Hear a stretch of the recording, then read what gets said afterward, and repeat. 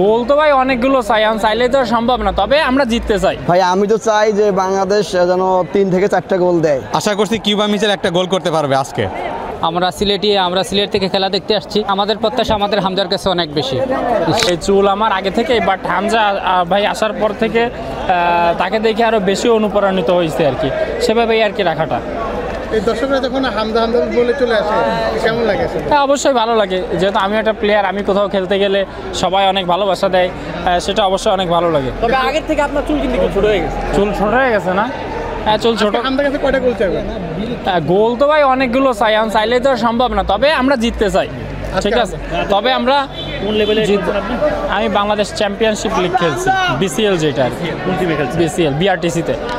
বিআরটিসিতে এবার আবার ব্যাক করলো? হ্যাঁ, এবার আবার। তো খেলা তো চলতে শেষ হয়ে গেছে? হ্যাঁ, শেষ হয়ে গেছে আগেরবার, এবার আবার টিম করবে। বেশি কোন নামে সম্বোধন করা হয়? জুনিয়র হামজা না হামজা কপি? না, আমাকে হচ্ছে কি হামজা পিয়াসই বলে সবাই হামজা এখন। জি, আপনাকে সবাই কি নামে ডাকে? হামজা পিয়াস। নেপালকে আজকে বাংলাদেশ কয় গোল দিবে? ভাই আমি তো চাই যে বাংলাদেশ যেন 3 থেকে 4টা গোল দেয়। নেপালকে? জি, নেপালকে। হামজা সমিত তারা কেমন খেলবে আশা করছেন? আমরা তো তাদের কাছে সর্বোচ্চটা চাই, এবং তাদের জন্যই কিন্তু মানুষ বিশেষ করে এখন ফুটবলের প্রতি আগ্রহ জন্মাইছে। সুতরাং তারা ভালো ভালো ক্লাবে খেলে, তাদের কাছে সর্বোচ্চটা থাকবে আমাদের চাওয়া। কিউবা মিচেল কেমন খেলবে? তার অভিষেক কি হবে আজকে? যেহেতু অভিষেক হবে, আমরা আশা করি সে অত্যন্ত দুর্দান্ত খেলা খেলবে এবং আমাদের কিছু একটা ভালো ফল। সিন্ডিকেট হওয়াটাও লেখা কেন? জি, এখানে আমরা মূলত বাংলাদেশ টিম বা সব আমরা বাংলাদেশ গ্রহণ করি, বা বাংলাদেশ ফুটবলে আমরা যে অগ্রযাত্রা দেখেছি, কিন্তু এই অগ্রযাত্রা একমাত্র সিন্ডিকেটের কারণে এখানে সব কিছু হয়েছে। পৃথিবীতে কোনো দেশই নেই যে ক্লাবের কোনো সংশ্লিষ্ট কোচিং প্যানেলের কোনো কোথাও নেই, সেখানে আমাদের বাংলাদেশে আছে। তারপরে প্রতিভাবান যে প্লেয়ারগুলো আসে তাদেরকে নিয়ে একদম হাস্যকরভাবে তাদের ফিটনেস নেই এইরকম উল্লেখ্য, মানে হাস্যকর কিছু কথার মাধ্যমে তাদেরকে দূরে সরিয়ে দেয়। এইগুলো আসলে এখন এই যে আমাদের জায়ান্টকে পেলাম, ফাহমিদুল, কিউবা মিচেল, এদের মতো আরও প্লেয়ার আছে যারা মনে করেন যে বাংলাদেশের যদি টিমে তারা ইনভলভ হয়, একদম বাংলাদেশের যে আমরা যে একটা আশা করি যে বিশ্বকাপ খেলবো, এটা ইনশাল্লাহ সম্ভব হবে। কারণ হামজা, সামিদ সোম এরা আসার পরে বাংলাদেশের যে পটেনশিয়াল যে ফুটবলটা, এটা একদম চিত্রটা পাল্টে গেছে। আচ্ছা, আজকের ম্যাচে নেপালের কেমন পারফর্ম করবে? অবশ্যই ভালো খেলবে, কারণ এখানে সামিদ সোমও বিগত 2-3টা ম্যাচ খেলে ফেলেছে। এই কিউবা মিচেলের অন্তর্ভুক্তি দলে আশা করি ভালো হবে।